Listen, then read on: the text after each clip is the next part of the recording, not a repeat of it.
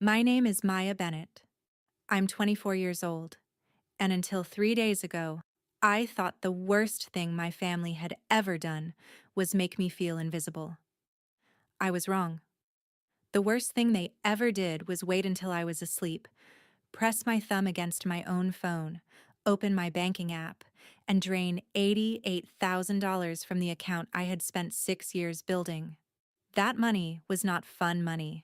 It was not vacation money. It was my emergency fund, my down payment. The only proof I had that leaving home at 18 had not broken me. I found out the next morning while sitting at the kitchen table, still half asleep, listening to my parents cry about a medical emergency they said could not wait. They told me my sister was sick. They told me insurance would not cover the treatment. They told me every hour mattered.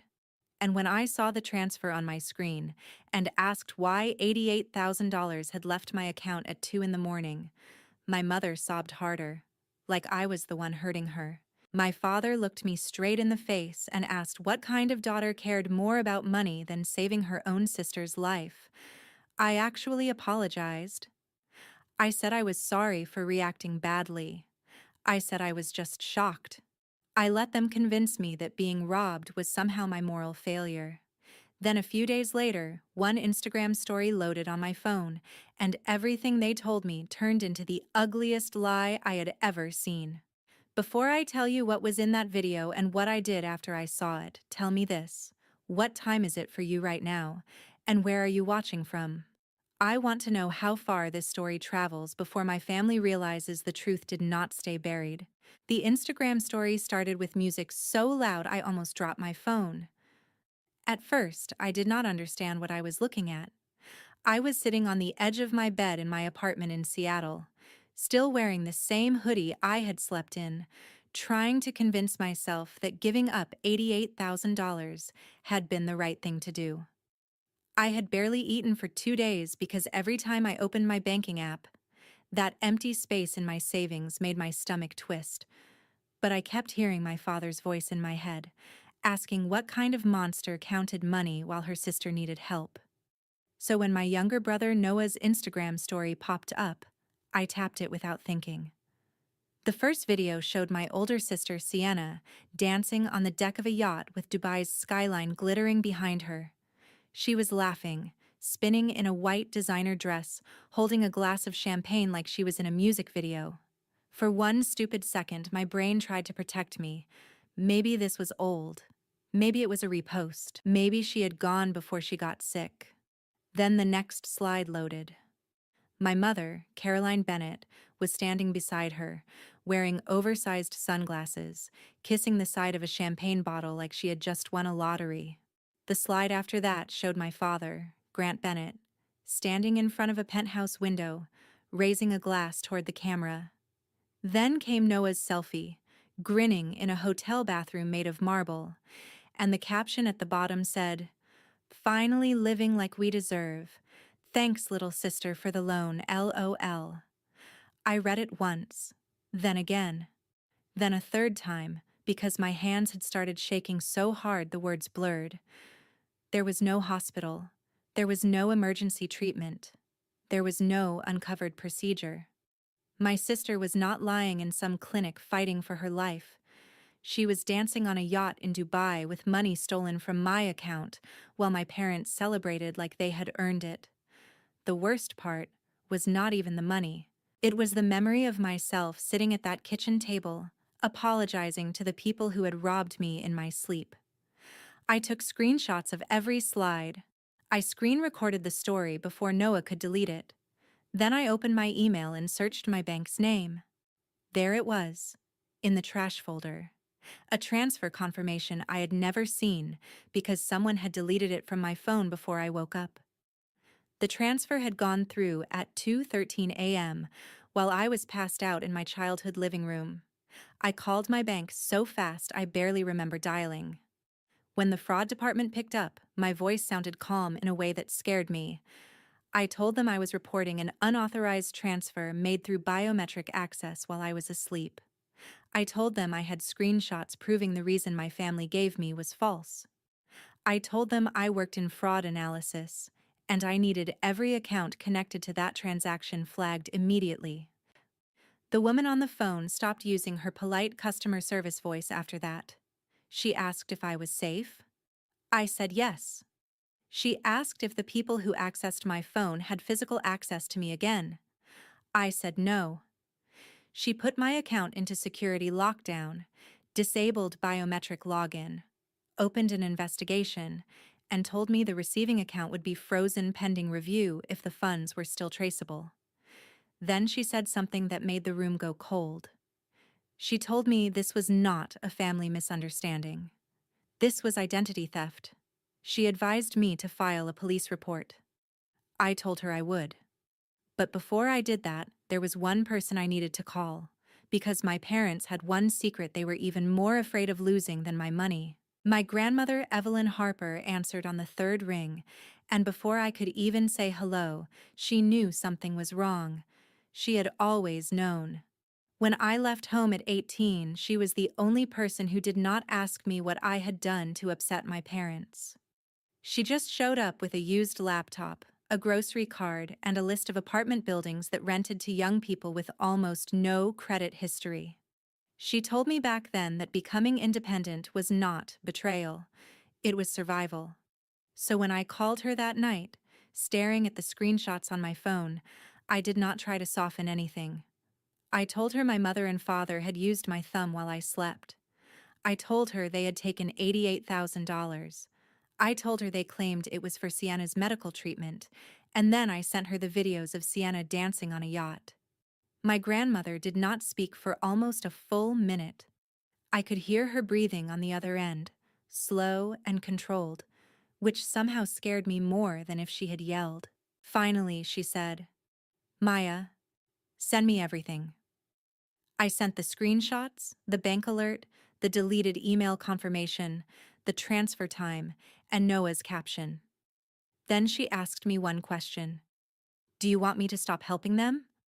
That was the first time I fully understood how much power she still had over my parents' lives. For 3 years, my parents had been receiving automatic payments from what they called an old family investment account. It covered part of their mortgage, their car insurance, some utilities, and sometimes even their credit card minimums. They thought it was some passive payout they were entitled to. What they did not know was that my grandmother had created the trust herself because she felt guilty watching her daughter and son-in-law spiral financially while pretending they were wealthier than they were. She had not wanted them homeless. She had not wanted Noah dragged down by their bad choices.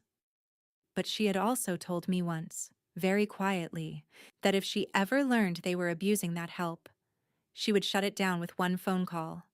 That night, she made the call. I did not scream. I did not beg. I did not ask her to destroy them. I only said, "Grandma, please stop paying for people who stole from me and called it love." She said she understood. By morning, every automatic payment from the Harper Family Trust had been suspended pending legal review. At 9:16 a.m., my mother called me 17 times in a row. I did not answer. At 9:42, the first voicemail came in. Her voice was not soft anymore. It was cracked and panicked. "Maya, what did you do?" "The mortgage payment bounced. The bank says we have until tomorrow to cure the default or they move forward. Please call me. Please, God, call me." The second voicemail was my father. He was not crying. He was furious. He said I had no idea what kind of damage I was causing. He said if I was behind this, I had crossed a line I could never uncross. The third voicemail was my mother again, this time sobbing so hard I could barely understand her. "They are going to take the house. Do you want us on the street? Is this what you want?" I listened to every message and saved them in a folder named Evidence. The old me would have called back. The old me would have felt responsible for fixing the disaster they created. But the new me sat at my kitchen table, looked at the bank case number on my screen, and realized something important. I had not made them broke. I had only stopped someone else from secretly keeping them comfortable. That difference mattered. Still, I did not feel powerful. I felt sick. Because even after everything they had done, some part of me was still trained to hear my mother cry and wonder if I was the cruel one. Then my Aunt Rachel called, and I learned my parents had already started rewriting the story. Aunt Rachel did not waste time pretending this was a normal family call. She asked me if my parents had really taken money from my account, and when I said yes, she cursed under her breath in a way I had never heard from her before. Rachel was my grandmother's younger sister, a head nurse, the kind of woman who could smell a lie before it finished leaving someone's mouth, but even she had almost fallen for them. My parents had shown up at her house that morning with my mother crying and my father pacing her porch like a man being hunted. They told her there had been a banking error.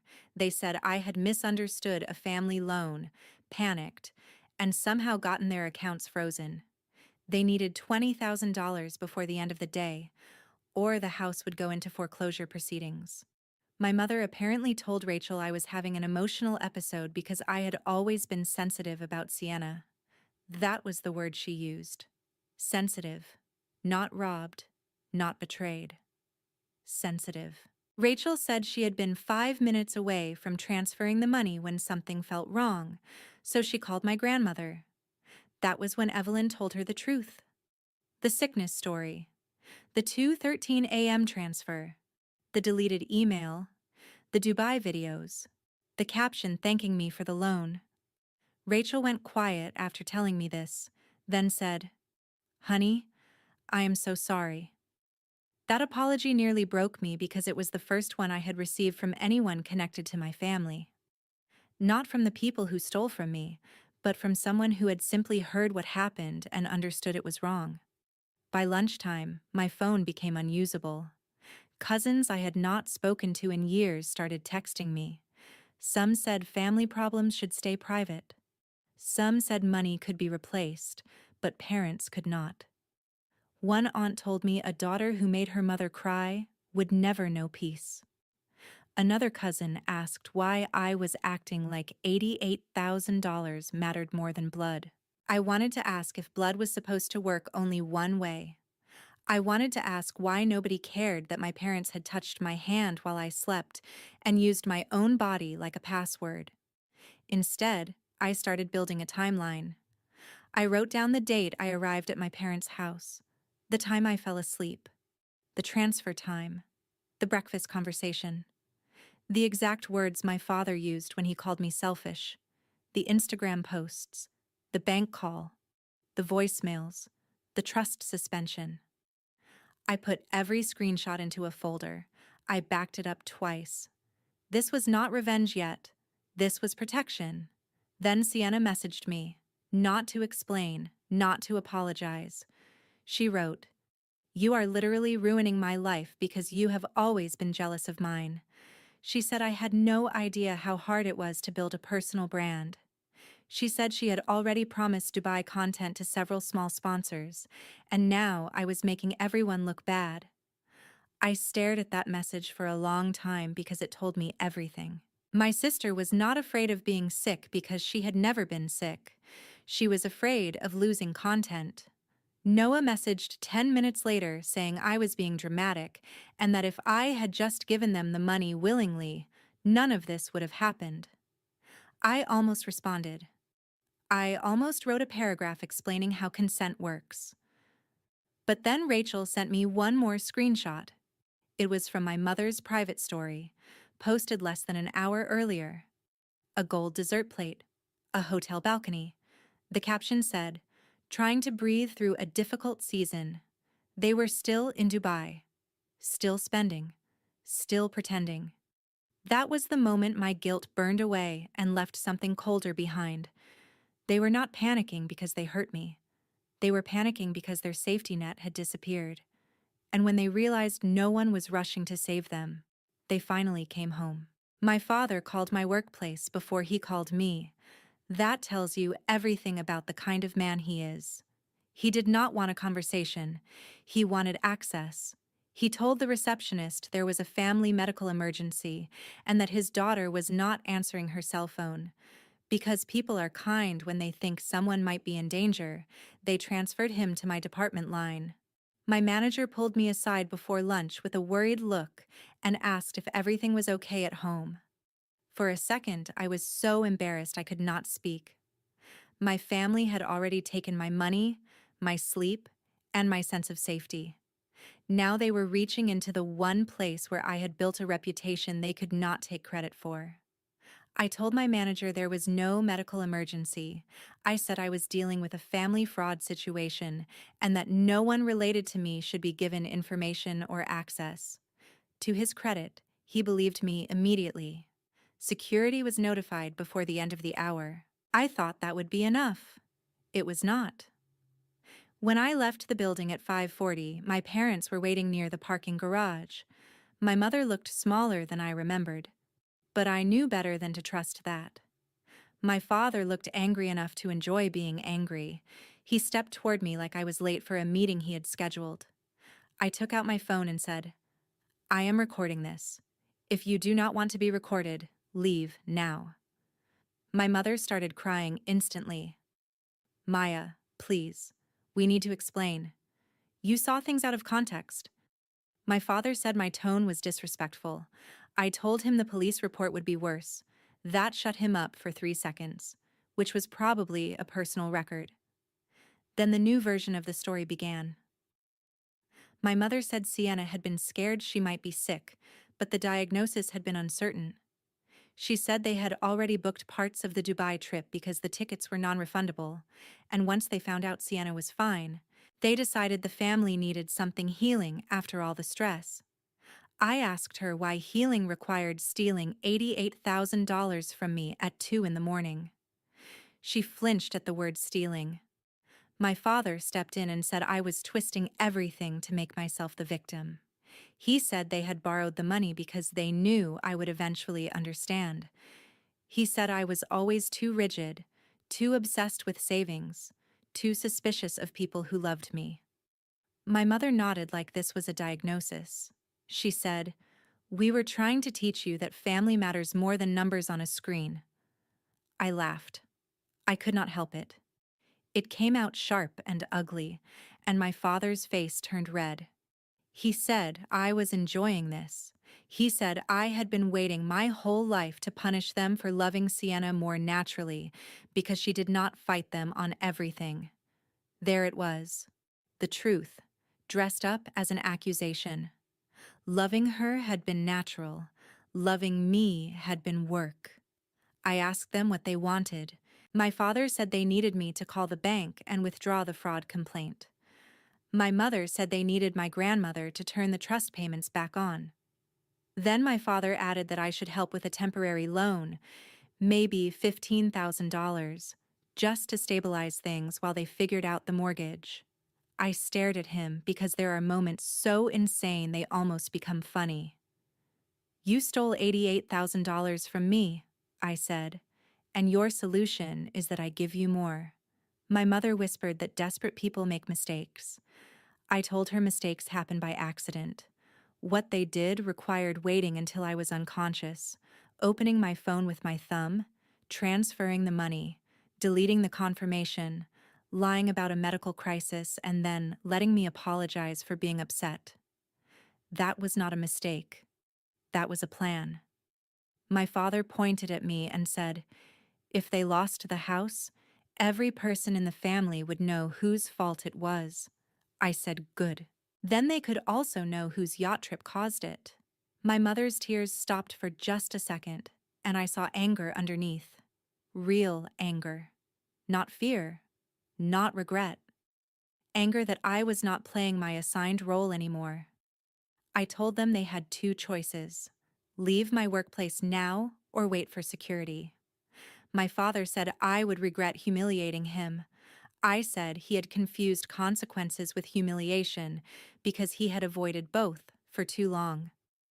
They left, but not before my mother said one last thing. She said, "I hope that money keeps you warm when you have no family left." I watched them drive away, saved the recording, and sent it to my lawyer and my grandmother. That night, I did not sleep much. I kept checking my locks. I kept checking my bank app. I kept expecting another disaster. In the morning, one arrived, but for once, it was not mine to carry. The email from the bank came at 8:12 a.m., and I read it 4 times before I believed it. Their investigation had found the transfer unauthorized. The $88,000 would be credited back to my account. The connected devices had been removed, and the receiving account had been closed pending further review. I sat at my desk and cried so quietly nobody noticed. It was not just relief. It was the shock of being believed by an institution when my own family had spent years teaching me that my version of reality was always wrong. The email also said the case had been marked as biometric identity misuse and referred to the appropriate fraud reporting channels. In plain English, my parents had not just lost access to my money, they had created a paper trail that would follow them into every bank, every loan application, and every desperate explanation they tried to give. I called my grandmother first. Evelyn listened without interrupting, then said, "Good. Now we make sure they cannot do this to anyone else." She told me something I had not known. The trust was nearly empty. 3 years of secret payments had not helped my parents get stable. It had helped them avoid reality. Every time the trust covered the mortgage, they spent their income somewhere else.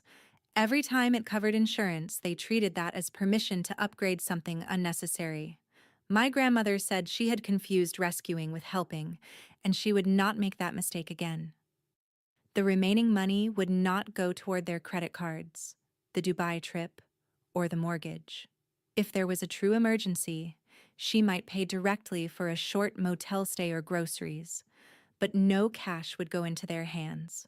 That decision spread through the family faster than any truth I had ever told. By noon, my phone lit up again. Sienna sent me voice messages so dramatic they could have been auditions. She said her life was over because she had to cancel content shoots. She said brands were asking why people were commenting fraud emojis under her posts. She said she had to sell 2 designer bags because our parents could not cover her credit card bill anymore. She said I had always wanted to drag her down to my level. For once, I did respond. I wrote, "My level is employed, housed, and not under fraud investigation. Try it." She blocked me, then unblocked me 20 minutes later to send another paragraph. Noah was different. At first, he sent the usual nonsense about family and forgiveness. Then, 2 days later, he asked if we could meet somewhere public. I almost said no, but curiosity won. We met outside a coffee shop near my apartment. He looked exhausted, like the Dubai tan had drained out of him and left a scared 21-year-old who had no idea how rent worked. He told me he had not known they used my thumb. He said our parents told him I had loaned them the money because Sienna had gone through a health scare, and then when the diagnosis turned out fine, everyone decided to use the money for a family trip. I asked him how that explanation had made any sense.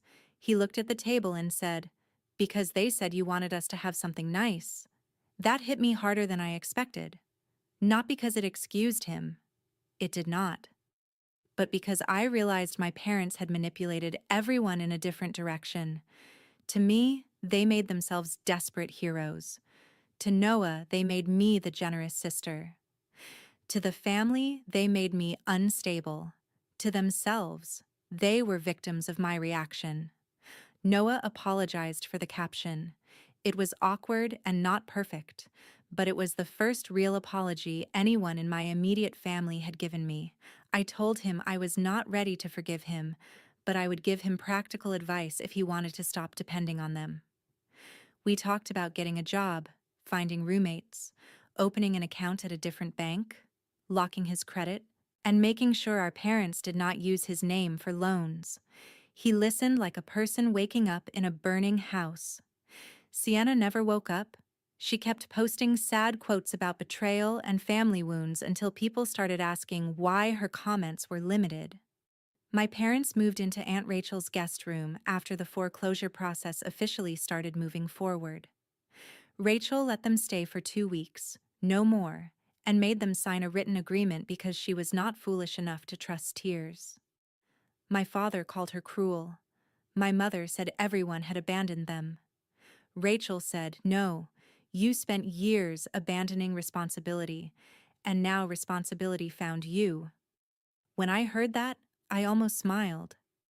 By the end of the week, the relatives who had attacked me began disappearing from my messages. A few even apologized. Most simply went quiet, which told me they had finally seen the timeline. My parents had lost the money, the story, the house, and the audience. The only thing they still had was their pride, so they used it in the most predictable way possible. They sued me. I got served on a Tuesday evening while carrying groceries up to my apartment. The envelope was thick, official, and somehow less frightening than my mother's crying had been. That is how I knew I had changed. A month earlier, a voicemail from her could twist me into guilt for days. Now I was holding legal papers from both of my parents, and all I felt was tired. They were suing me for intentional emotional distress, financial interference, and breach of a verbal family agreement. According to their version, I had promised to provide emergency financial support, then maliciously reversed the transfer, destroyed their credit, and influenced my grandmother to cut them off. They wanted the $88,000 back, plus $30,000 for damages. I took the papers to my lawyer the next morning. She read the first page, looked at me over her glasses, and said, "This is not a lawsuit. This is a tantrum with filing fees." For the first time in weeks, I laughed. She filed a response with the bank finding, the police report, the screenshots, the deleted confirmation email, the recording from my workplace, and every voicemail where my parents admitted they knew exactly what money I was talking about. She also warned their attorney that if they continued making false claims, we would pursue fees and sanctions. 2 days later, my father wanted to meet. I said no at first. Then I thought about all the times they had talked over me, renamed my pain, and turned my silence into agreement. I agreed to one meeting in a public park near Rachel's house. I told them Rachel and my grandmother would be present. I told them I would record it. I told them if they shouted, I would leave. They still came. My mother looked pale. My father looked like a man who had been waiting all week to perform authority. Sienna came too, even though I had not invited her.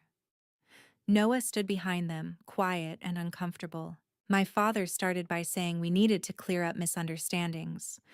I stopped him right there. I said, "There is no misunderstanding. You used my thumb while I slept. You took my money. You lied about Sienna being sick. You went to Dubai. You let me apologize. Then you tried to make me pay you again." My mother started crying and said they had been desperate. I said, "Desperate people ask for help. They do not commit fraud and call it parenting." She said families should not involve banks and police. I said families should not need banks and police to stop them from robbing their daughter. My father slammed his hand on the picnic table and said I was being cold, legalistic, and cruel. He said I had ruined them. I asked him if I had booked the penthouse. I asked if I had ordered the champagne. I asked if I had ignored the mortgage while spending stolen money overseas. He had no answer, so he did what he always did. He attacked who I was instead of what he had done. He said this was why they had always worried about me. He said I had no warmth, no loyalty, no softness. I told him softness was not the same as surrender. Loyalty was not the same as obedience, and warmth did not mean setting myself on fire so adults could avoid consequences. Sienna jumped in and said I had no idea how hard things were for her now. She had applied for receptionist jobs, and people were judging her because of the drama. I told her getting a job at 26 was not a tragedy. It was adulthood. Noah looked down, but he did not defend her. My mother whispered that they might have to stay in a weekly motel if Rachel made them leave. She asked if I really wanted my parents living like that. I told her what I wanted no longer mattered. Their choices had created their living situation. My job was not to rescue them from the ending they wrote. My grandmother finally spoke. She told my mother the trust was closed to her and Grant permanently. Any remaining funds would be used only at Evelyn's discretion, paid directly to necessities, never handed over. My father turned red and said we had all conspired against him. Rachel said, "No, Grant. You finally ran out of people willing to finance your lies." That was the sentence that ended the meeting. My father stood up and said if I walked away, I was no longer his daughter. I looked at him and realized those words had once been my greatest fear. Now they sounded like a door opening. I said, "Then this is the first boundary you have ever respected." My mother begged me not to leave. Sienna called me heartless. Noah said nothing, but when I walked away, he texted me later, "I am sorry. I am going to figure my life out." I hope he does. I really do. The lawsuit was withdrawn within 2 weeks after their attorney saw the evidence. The house went into foreclosure, then eventually into a short sale that left them with almost nothing. Their car was repossessed. My father took a lower-paying sales job. My mother started working part-time at a property office for someone she used to brag was beneath her. Sienna got a front desk job at a spa and deleted half her Instagram. Noah moved in with 2 roommates and started community college again. As for me, I kept the $88,000. I changed every password, locked my credit, bought extra security for my apartment, and put an offer on a small condo I can afford without anyone's help. I wish I could say revenge felt clean. It did not. Some nights I still grieve the family I wanted them to be. But I do not regret protecting myself. What I learned is something I hope everyone listening remembers. Family is not a free pass to exploit someone. Love is not proven by how much abuse you can tolerate. Forgiveness does not mean erasing consequences, and setting a boundary is not cruelty when the people hurting you keep calling their harm a mistake. Education is not only what we learn in school. Sometimes the most valuable knowledge is learning how to protect your name, your money, your peace, and your future from people who think guilt gives them ownership over you. I used to think choosing myself meant betraying my family. Now I know it meant refusing to betray the woman I fought so hard to become. So tell me honestly, if your own family used love as a weapon to take everything you built, would you forgive them? Or would you let the consequences teach the lesson they refused to learn?